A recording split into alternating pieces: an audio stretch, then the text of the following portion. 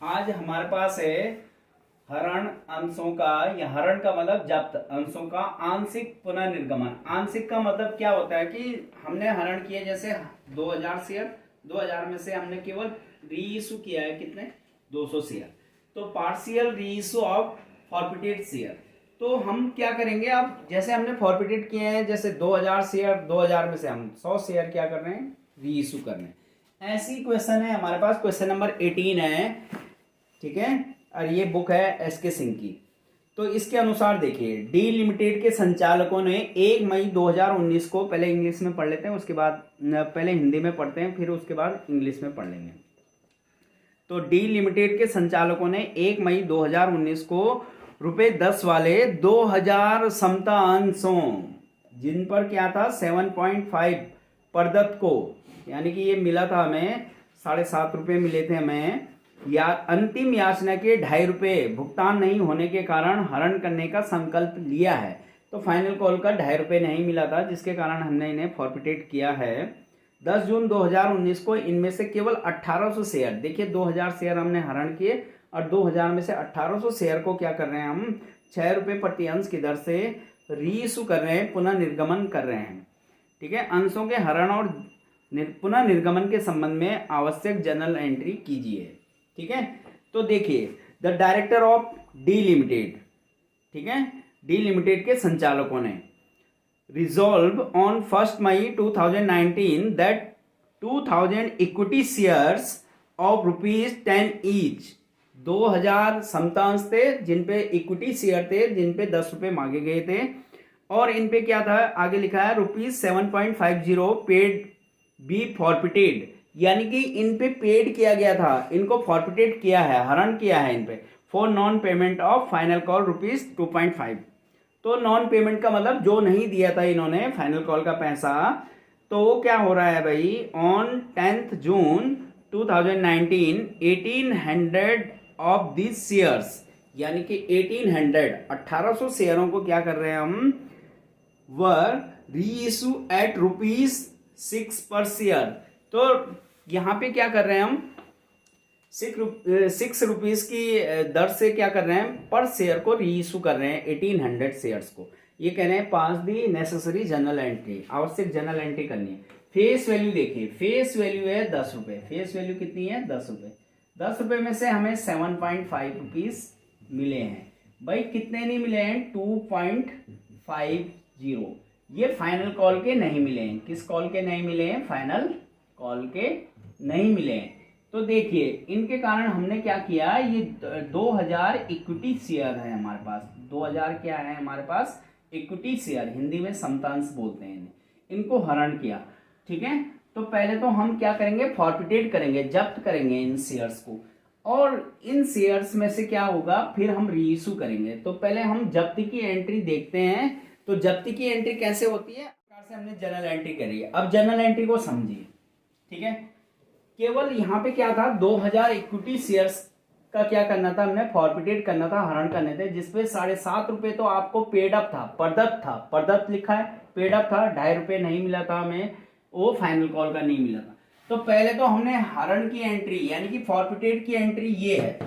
तो एंट्री जब फॉरफिटेड की होती है, 2019 मई 1 को हमने इसके क्या किए, फॉरफिटेड किए हैं शेयर। तो हरण की एंट्री के, equity share capital account debit to share forfeited account to equity share final call account, unpaid call ये है फाइनल कॉल। अब देखिए इक्विटी शेयर कैपिटल अकाउंट में आती है called up capital. Called up कितनी हुई, ₹7.5 इस पे दी और ₹2.5 इस पे, यानी कि ये पूरा मिला के कितना हो गया, 10, 2000 इंटू 10 तो कितने हो गए, 20,000। अब यहाँ पे क्या आता है, टू शेयर फॉरफिटेड में आता है भाई पेड अप कैपिटल, जैसे कि पहले भी बताया है आपको। पेड अप का मतलब कितना पेड हुआ भाई, 7.5 तो पेड हुआ, ये तो मिला ही नहीं है। तो यहाँ पे क्या होगा कि 2000 इंटू 7.5, तो ये कितना, जीरो लगाने की आवश्यकता नहीं है, तो ये हो जाएगा 15,000। यहाँ पे लिख दिया 15,000, इसकी इंटू इससे करोगे तो। अब अनपेड कॉल कितनी है, to share for final call account, final call पे ₹2.5 नहीं मिला हमें, 2.5 नहीं मिला, 2000 इंटू 2.5, तो ये हो गया 5। ठीक है, ये 5,000 की अमाउंट है। अब क्या करती है कंपनी, क्या करती है इनमें से ये जो 2000 शेयर थे, इनमें से क्या करती है, 1800 शेयर्स को रीइशू कर देती है, रीइशू करती है। कितने रुपए पर, 6 रुपीज पर। हमारा जो 10 वाला शेयर है वो 6 रुपए पर क्या हो रहा है, रीइशू हो रहा है। तो हमें 4 रुपए का क्या हो रहा है, 4 रुपीज का, ₹4 का हमें लॉस हो रहा है। ठीक है, तो ये रीइशू की एंट्री है। बैंक अकाउंट डेबिट होगा जब भी हमारा शेयर 10 वाला शेयर क्या होगा, हमारा फेस वैल्यू से क्या होगा, शेयर रीइशू क्या होगा, कम मूल्य पर होगा, तो उस समय क्या होगा, शेयर फॉरफिटेड डेबिट आएगा।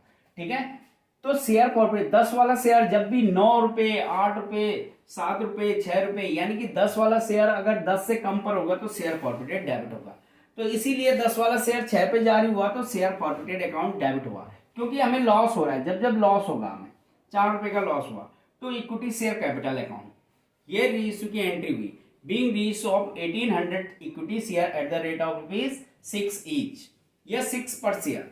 तो यहाँ पे क्या आ जाएगा, 1800 शेयर हमने रीइशू करे हैं और 6 रुपीज की दर से, तो 1800 इंटू 6 होता है 10,800, 10,800। ठीक है, अब कितने का लॉस हुआ, 1800 शेयर पे हमें लॉस हुआ भाई 4 रुपए का, जो ये लिखा है। तो ये इसकी इंटू इससे 7,200, इन दोनों को जोड़ा तो 18,000। अब है कैपिटल रिजर्व की। देखिए, अब तक हम क्या करते थे, शेयर फॉरफिटेड की क्रेडिट अमाउंट से, शेयर फॉरफिटेड की क्रेडिट अमाउंट से शेयर फॉरफिटेड की डेबिट अमाउंट को माइनस करते थे, तो वो अमाउंट आती थी। और जब शेयर फॉरफिटेड डेबिट में नहीं रहता था तो क्रेडिट वाली अमाउंट को ही लिख देते थे। लेकिन यहाँ पे नहीं होगा। यहाँ पे देखिए, 2000 शेयर आपने फॉरफिटेड किए, उसमें से रीइशू कितने किए, 1800। ठीक है, या तो आप क्या करो, एक शॉर्टकट है, ये 6300 कैसे आया। अब ऐसा तो हो नहीं सकता, शेयर फॉरफिटेड यहाँ क्रेडिट में 15,000 है, 15,000 में से 7,200 माइनस करो, तो ये तो आना नहीं चाहिए। ठीक है, तो यहाँ पे ये देखिए, जब 2000 पे ये मिला था, तो 2000 पे ये 2000 शेयरों पे 7.5 रुपए मिला था, तो 1800 शेयर पे भी तो 7.5 रुपए मिला होगा। तो 1800 शेयर पे कितना मिला था, पहली वाली कंडीशन में चले जाएंगे, 7.5, जीरो लिखने की आवश्यकता नहीं है। तो इसकी इंटू करेंगे तो ये कितना आ जाएगा, यानी कि इसकी इंटू करेंगे, एक जीरो हटा देंगे, पॉइंट वो कर देंगे, पॉइंट हटाएंगे और जीरो भी हटाएं, ये 180 और 75 की इंटू करोगे तो ये आ जाएगा आपका, कितना आ जाएगा, ये आ जाएगा 126 और 9 135, यानी कि 13,500, 13,500। लेकिन माइनस यही करना है, हर कंडीशन में माइनस यही होगा। तो माइनस कर देंगे शेयर फॉरफिटेड की कौन सी अमाउंट, डेबिट अमाउंट। ठीक है, तो शेयर फॉरफिटेड डेबिट में 7,200 है, ये माइनस करना है, तो ये 6,300, ये कैपिटल रिजर्व की अमाउंट है। तो ये यहाँ पे, यहां से आई है। ठीक है, ये बात ध्यान में रखना।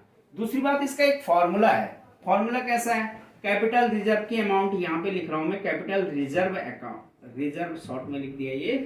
तो कैसे आएगा, अमाउंट ऑफ शेयर फॉरफिटेड कितनी है, अमाउंट ऑफ शेयर फॉरफिटेड लिख देंगे, 15,000 रुपए लिख दिया, 15,000 रुपए डिवाइड बाय नंबर कितने थे शेयर फॉरफिटेड के, 2000 थे, 2000 शेयर हमने फॉरफिटेड। रीइशू कितने किए 2000 में से, 1800 इंटू 1800।